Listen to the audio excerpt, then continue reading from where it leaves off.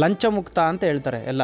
ಇವತ್ತು ಮೋದಿಯವರಾಗಿರ್ಬೋದು ಹೇಳಿದ್ದಾರೆ, ಲಂಚ ಮುಕ್ತ ಮಾಡಬೇಕು, ಅನೈತಿಕ ಚಟುವಟಿಕೆಗಳು ನಡೀಬಾರ್ದು, ಸಾಕಷ್ಟು ನಿರ್ಬಂಧನೆಗಳು ಹಾಕಿದ್ದಾರೆ.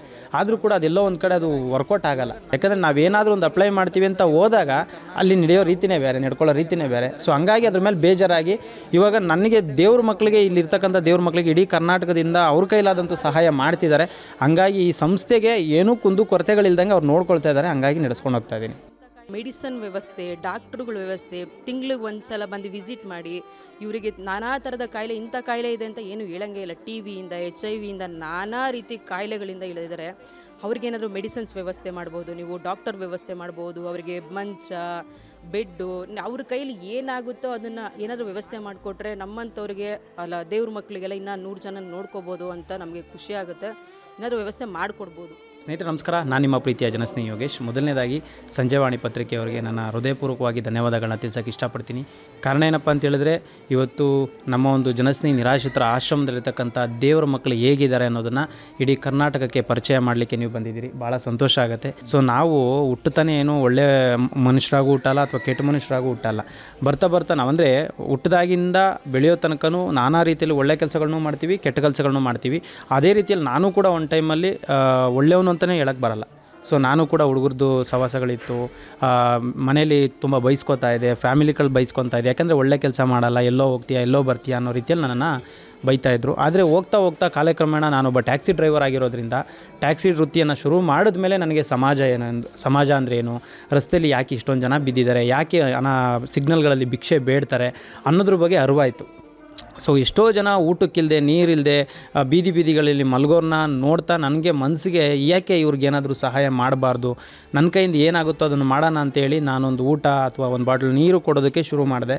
ಇವತ್ತು ಅವತ್ತು ನಾನು ಶುರು ಮಾಡಿದ ಆ ರೀತಿ ಅಷ್ಟೇ ಕೆಲಸ. ಅಥವಾ ಹೋಗ್ತಾ ಹೋಗ್ತಾ ನನಗೆ ಅದು ಯಾವ ರೀತಿ ಶಕ್ತಿ ಕೊಡ್ತು ಅಂದರೆ, ಪ್ರತಿಯೊಬ್ಬರು ಕೂಡ ನಾನು ಏನಾದರೂ ಊಟನೋ ನೀರೋ ಕೊಟ್ಟಂಥ ಸಂದರ್ಭದಲ್ಲಿ ದೇವ್ರು ನೀನನ್ನು ಚೆನ್ನಾಗಿಡಲಿ ಅಂತ ಪ್ರತಿಯೊಬ್ಬ ವ್ಯಕ್ತಿನೂ ನನಗೆ ಹರಿಸ್ತಾಯಿದ್ರು.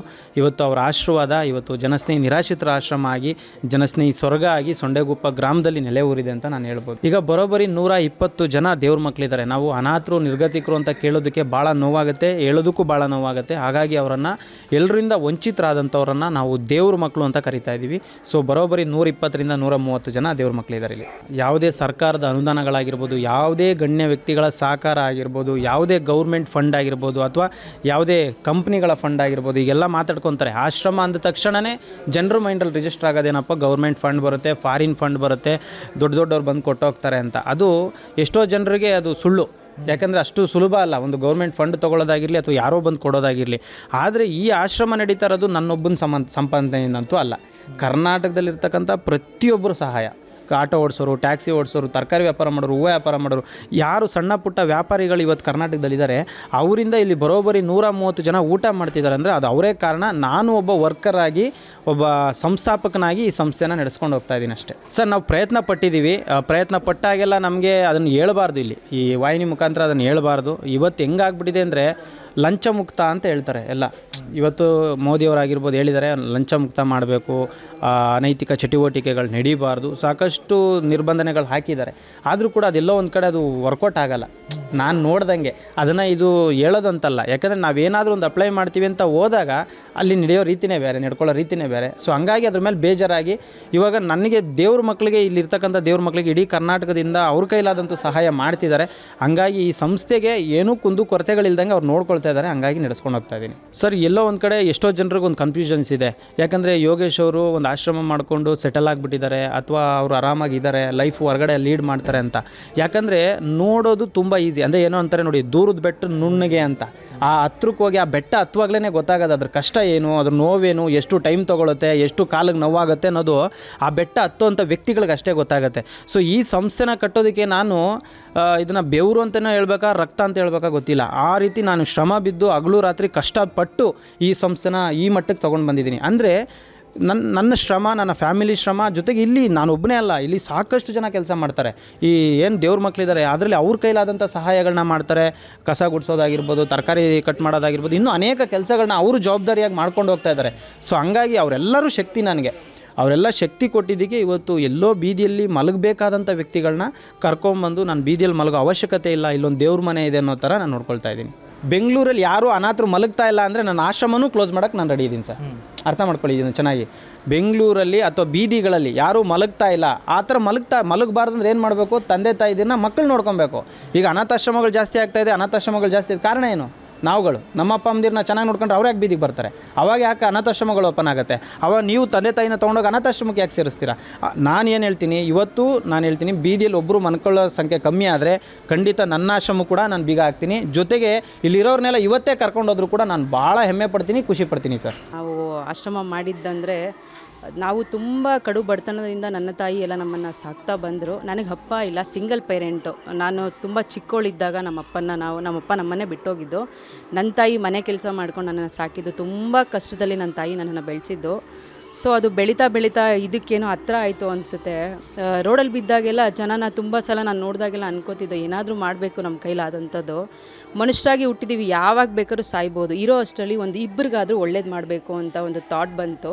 ಸೊ ಆಶ್ರಮ ಮಾಡೋಕ್ಕಿಂತ ಮುಂಚೆ ನಮ್ಮ ಕೈಲಾದಂಥ ಸಹಾಯಗಳ ರೋಡಲ್ಲಿ ಬಿದ್ದಂಥವರಿಗೆ, ದೇವ್ರ ಮಕ್ಕಳು, ಅವ್ರಿಗೆಲ್ಲನೂ ಬೆಡ್ಶೀಟ್ ಆಗಿರ್ಬೋದು, ಊಟದ ವ್ಯವಸ್ಥೆ ಆಗಿರ್ಬೋದು, ಮನೇಲೇ ಮಾಡಿ ತೊಗೊಂಡೋಗಿ ನಾನು ಯೋಗಿ ಕೊಡುವಂಥದ್ದಿತ್ತು. ಸೊ ಅದಾದಮೇಲೆ ನಾನು ಹೋಗಿ ಕೂತಿ ಮಾತಾಡಿದ್ದು, ಏನಾದರೂ ಒಂದು ಮಾಡೋಣ ಯೋಗಿ, ರೋಡಲ್ಲಿ ಯಾರೂ ಮಲಗಬಾರ್ದು, ನಮಗೆ ಕಣ್ಣಿಗೆ ಕಾಣ್ದಷ್ಟೊಂದು ಏನಾದರೂ ಒಂದು ಒಳ್ಳೇದು ಮಾಡಬೇಕು ಅಂತ ನಾವು ಆಶ್ರಮ ಸ್ಟಾರ್ಟ್ ಮಾಡಿದ್ದು. 2018 ಸ್ಟಾರ್ಟ್ ಮಾಡಿದ್ದು ನಾವು. ಈಗ ಸತ್ತ 6 ವರ್ಷ ಆಯಿತು ಅನಿಸುತ್ತೆ. ನಮ್ಮ ದೇವ್ರ ಮಕ್ಕಳು 130 ಜನ ಇದ್ದಾರೆ. ಸೊ ನಮಗೊಂದು ಖುಷಿ ಇದು, ನಾವೇನೋ ಒಂದು ಒಳ್ಳೇದು ಮಾಡ್ತಿದ್ದೀವಪ್ಪ ಅನ್ನೋದು. ಸೊ ಈ ಕೆಲಸದಲ್ಲಿ ನಮಗಂತೂ ತೃಪ್ತಿ ಇದೆ. ಈಗಲೇ ಅಂತಲ್ಲ, ನನ್ನ ಕೊನೆ ಉಸಿರು ಇರೋವರೆಗೂ ನಾನು ಈ ಥರ ಆಶ್ರಮ ಇನ್ನು 130 ಜನ, 5,000 ಜನನ ನನ್ನ ಕೈ ತುತ್ತು ಕೊಟ್ಟು ನೋಡ್ಕೊಳ್ಬೇಕು ಅಂತ ತುಂಬ ಆಸೆ ಇದೆ. ಬಟ್ ನಾವು ಮಾಡ್ತೀವಿ, ನನ್ನ ಜೀವ ಇರೋವರೆಗೂ ನಾನು ಮಾಡ್ತೀನಿ. ಸರ್ಕಾರದಿಂದ ಯಾವುದೇ ಅನುದಾನ ಇಲ್ಲ. ನೀವು ನೋಡ್ಬೋದು, ಆಚೆನೇ ಬೋಲ್ಡ್ ಹಾಕಿದ್ದಾರೆ ಯೋಗಿ, ಸರ್ಕಾರದಿಂದ ಯಾವುದೇ ಅನುದಾನ ಇಲ್ಲ, ಏನೂ ಇಲ್ಲ ಅಂತ. ಇಡೀ ಕರ್ನಾಟಕ ಜನರು ನಮ್ಮ ಜೊತೆ ಇದ್ದಾರೆ. ನಾವು ಏನಾದರೂ ಒಂದು ವಿಡಿಯೋ ಸಪೋಸ್ ಮಾಡಿದಾಗ ಅವರು ತುಂಬ ನಮಗೆ ರೆಸ್ಪಾನ್ಸಿಬಲ್ ಕೊಟ್ಟು ಅಕ್ಕಿ, ಬೇಳೆ, ಮೆಡಿಸನ್ನು, ತರಕಾರಿಗಳು ಎಲ್ಲ ಥರದ ವ್ಯವಸ್ಥೆ ಇಡೀ ಕರ್ನಾಟಕ ಜನರು ನಮಗೆ ಮಾಡಿಕೊಡ್ತಿದ್ದಾರೆ. ಸೊ ಕೇಳೋದಾದರೆ ಇವ್ರಿಗೊಂದು ಮೆಡಿಸನ್ ವ್ಯವಸ್ಥೆ, ಡಾಕ್ಟ್ರುಗಳ ವ್ಯವಸ್ಥೆ, ತಿಂಗ್ಳಿಗೆ ಒಂದು ಸಲ ಬಂದು ವಿಸಿಟ್ ಮಾಡಿ ಇವರಿಗೆ ನಾನಾ ಥರದ ಕಾಯಿಲೆ, ಇಂಥ ಕಾಯಿಲೆ ಇದೆ ಅಂತ ಏನು ಹೇಳಂಗೇ ಇಲ್ಲ. TVಯಿಂದ, HIV ನಾನಾ ರೀತಿ ಕಾಯಿಲೆಗಳಿಂದ ಇಳಿದಿದ್ದಾರೆ. ಅವ್ರಿಗೇನಾದರೂ ಮೆಡಿಸಿನ್ಸ್ ವ್ಯವಸ್ಥೆ ಮಾಡ್ಬೋದು, ನೀವು ಡಾಕ್ಟರ್ ವ್ಯವಸ್ಥೆ ಮಾಡ್ಬೋದು, ಅವರಿಗೆ ಮಂಚ, ಬೆಡ್ಡು, ಅವ್ರ ಕೈಲಿ ಏನಾಗುತ್ತೋ ಅದನ್ನು ಏನಾದರೂ ವ್ಯವಸ್ಥೆ ಮಾಡಿಕೊಟ್ರೆ ನಮ್ಮಂಥವ್ರಿಗೆ ಅಲ್ಲ ದೇವ್ರ ಮಕ್ಕಳಿಗೆಲ್ಲ ಇನ್ನೂ 100 ಜನ ನೋಡ್ಕೋಬೋದು ಅಂತ ನಮಗೆ ಖುಷಿ ಆಗುತ್ತೆ. ಏನಾದರೂ ವ್ಯವಸ್ಥೆ ಮಾಡಿಕೊಡ್ಬೋದು ಸರ್. ನಮ್ಮ ಬಾಡಿ ಒಳಗಡೆ ಯಾವ ಕಾಯಿಲೆ ಇದೆ ಅಂತ ನಮಗೆ ಗೊತ್ತಿಲ್ಲ. ಮೇಲೆ ನೋಟಕ್ಕೆ ಮಾತ್ರ ನಾವು ಅಂದ ಚಂದವಾಗಿ ತುಂಬ ಚೆನ್ನಾಗಿದ್ದೀವಿ. ಒಳಗಡೆ ನಮಗೆ ಯಾವ ಕಾಯಿಲೆ ಇದೆ ಅಂತ ನಾವೇನು ಮಾಡ್ತೀವಿ? ಈಗ TV ಕಾಯಿಲೆನ ಮುಟ್ಲೇಬಾರ್ದು ಅಂತ ತುಂಬ ಸಲ ಹೇಳ್ತಾರೆ. ನಾವು ಅವ್ರ ಜೊತೆ ಕೂತ್ಕೊಂಡು ಊಟ ಮಾಡ್ತಾರೆ, ನಮ್ಮ ಮಕ್ಕಳು ಸಹ ಅವ್ರ ಜೊತೆ ಕೂತ್ಕೊಂಡು ತುತ್ತು ಮಾಡಿ ಅವ್ರು ತಿನ್ನಿಸ್ತಾರೆ. ನಮ್ಗೆ ಯಾವುದು 6 ವರ್ಷದಿಂದ ನಾವು ಅಂಥದ್ದು ನಾನಾ ರೀತಿ ಕಾಯಿಲೆ ಸರ್, ಮುಟ್ಟಬಾರ್ದು ಕಾಯಿಲೆನೆಲ್ಲ ನಾವು ಹತ್ರದಿಂದ ಮುಟ್ಟಿದ್ದೀವಿ. ನಮ್ಗೆ ಇಷ್ಟುವರೆಗೂ ಭಗವಂತ ಯಾವುದೇ ಕಾಯಿಲೆ ಕೊಟ್ಟಿಲ್ಲ ಸರ್. ನಮ್ಮ ಪ್ರಾಣ ಇರೋವರೆಗೂ ಮಾಡ್ತೀವಿ ಸರ್. ಆ ಥರ ಆಗಲ್ಲ ಅಂತ ಸಪೋಸ್ ಆದರೂ ನಮಗೆ ಏನಾಗುತ್ತೋ ನಮ್ಮ ಕೈಯಲ್ಲಿ ಆದಷ್ಟು ನಾವು ಮಾಡ್ತಾನೆ ಬರ್ತೀವಿ. ಕೊನೆವರೆಗೂ ಅಷ್ಟೇ, ಜನರು ನಮ್ಮ ಕೈ ಬಿಡಲ್ಲ ಅಂತ ನಾವು ಅಂದ್ಕೊಂಡಿದ್ದೀವಿ. ನನ್ನ ತಾಯಿನೂ ಇಲ್ಲೇ ಅಡುಗೆ ಕೆಲಸ ಮಾಡ್ಕೊಂಡಿದ್ದಾರೆ, ನಮ್ಮ ಅತ್ತೆ ಮಾವನು ಇಲ್ಲೇ ಅಡುಗೆ ಮಾಡ್ತಾರೆ. ನಮ್ಮಲ್ಲಿ ಆಚೆಯಿಂದ ಯಾರನ್ನೂ ಕೆಲಸಕ್ಕೆ ಇಟ್ಕೊಂಡಿಲ್ಲ. ನಮ್ಮ ಅತ್ತೆ ಮಾವ, ಯಜಮಾನರು, ಮೈದಾ ಅವರೆಲ್ಲ ಇಲ್ಲೇ ಕೆಲಸ ಮಾಡ್ಕೊತಾ ಇದ್ದಾರೆ, ಅವರೇ ಮಾಡ್ಕೊತ ಹೋಗ್ತಾರೆ. ಇದು ಇಲ್ಲಿ ಕೊಂದು ಕೊರತೆಗಳು ಯಾವುದೂ ಇಲ್ಲ ನನ್ನ ಪ್ರಕಾರ. ಯಾಕೆಂದರೆ ಮನೆ ಅಂತ ಅಂದರೆ ಇಷ್ಟು ಗಂಟೆಯಿಂದ ಎದೊಳೋದು ಲೇಟ್ ಆಗ್ಬೋದು, ಅಥವಾ ಅಡುಗೆ ಎಲ್ಲ ಲೇಟ್ ಆಗ್ಬೋದು. ಇಲ್ಲಿ ಯಾವುದೇ ಕಾರಣಕ್ಕೂ ಇಲ್ಲ. 8 ಗಂಟೆ ಕರೆಕ್ಟಾಗಿ ಕಾಫಿ, 9 ಗಂಟೆ ಕರೆಕ್ಟಾಗಿ ಟಿಫನ್ನು, 1 ಗಂಟೆಗೆ ಊಟ, ರಾತ್ರಿ ಸಂಜೆ 4ರಿಂದ 4:15 ಅವರ ಪ್ರೇಯರ್ ಮುಗ್ದಿದ್ದಕ್ಕೆ ಕಾಫಿ ಇರುತ್ತೆ, ಸಂಜೆ 7 ಗಂಟೆಗೆ ಊಟ. ಆಮೇಲೆ ನಾನಾ ರೀತಿ ಕಾಯಿಲೆ ಇರೋದ್ರಿಂದ ಮೆಡಿಸಿನ್ಸ್ ತುಂಬ ಅವಶ್ಯಕತೆ ಇರೋದ್ರು 2 ಟೈಮು ಮೆಡಿಸಿನ್ ಕಂಪಲ್ಸರಿ ಕೊಡ್ತಾನೆ ಇರ್ತೀವಿ ನಾವು. ಅವ್ರ ಬಗ್ಗೆ ಹೇಳೋಕ್ಕೆ 2 ಮಾತೇ ಇಲ್ಲ. ಆ ಮಾತಲ್ಲಿ ಪದಗಳನ್ನ ಹೊರಡ್ಸೋಕ್ಕೆ ಆಗಲ್ಲ. ಅದು ಅವರು ದೇವರು ಅಂತ ನಾನು ಅಂದ್ಕೊಂಡಿದ್ದೀನಿ. ಯಾಕೆಂದರೆ ನಾವಿದನ್ನು ಸ್ಟಾರ್ಟ್ ಮಾಡಿದಾಗ ನಮಗೆ ಊಟ ಇರಲಿಲ್ಲ. ಸೊ ಆ ಟೈಮಲ್ಲಿ ನನ್ನ ಗಂಡ ಇದನ್ನು ಸ್ಟಾರ್ಟ್ ಮಾಡಿದ್ರು. ಅವರು ಬಗ್ಗೆ ಪದ ಇಲ್ಲ ಅಂತ ಹೇಳ್ತೀನಿ. ದೇವ್ರನ್ನ ಹೋಲಿಸ್ತೀನಿ ನಾನು. ದೇವ್ರನ್ನ ಎಲ್ಲೂ ನೋಡಿಲ್ಲ. ಸೊ ನನ್ನ ಗಂಡನೆಲ್ಲ ನಾನು ದೇವ್ರನ್ನ ನೋಡ್ತೀನಿ.